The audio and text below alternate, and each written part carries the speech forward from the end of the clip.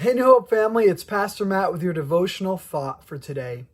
In Ephesians chapter 6, we see the following words written. Finally, be strong in the Lord and in the strength of his might. Put on the whole armor of God that you may be able to stand against the schemes of the devil.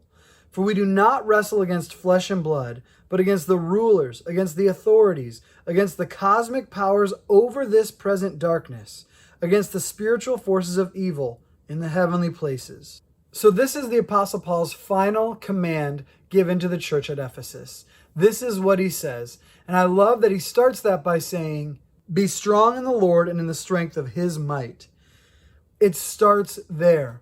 It starts there. If we want to resist the devil and his schemes, as the text says, then we have to put on the full armor of God. The armor of God is all about God's work, God's finished work in us, his power at work through us. If we want to fight the good fight, as we see Paul write about to Timothy, if we want to partake in that, we need to understand that we are helpless apart from Christ. We need the power of God, which is within us. The Holy Spirit is within us. But we have to put on that armor daily. And it also is helpful when he goes into verse 12 to talk about that we aren't fighting against flesh and blood. Remember that when you see image bearers not bearing the image of God accurately, when you see people that are walking in darkness, that are doing the things that they would do as children of darkness, and that's when we need to remember that these are not our enemies. We don't fight against these people. The ideologies that they're putting forth, the worldview that they hold to, that is grounded in a false understanding of reality, an understanding of reality that just completely removes the existence of God or the importance of God or his power or his might or his justice or his wrath or his righteousness, any of those things.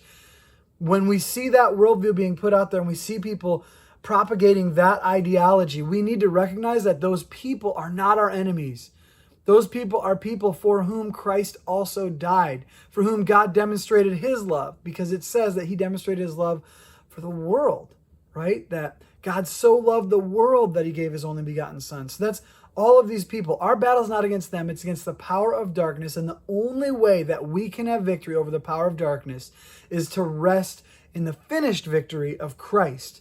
And that's why it's a daily reminder to put on the armor of God, a daily reminder to walk in the strength of God and not in our own strength, because on our own we will fail. But with the power of God, we will see the Lord accomplish all kinds of things in us and through us as it comes to defeating the kingdom of darkness, because Christ already has won the victory.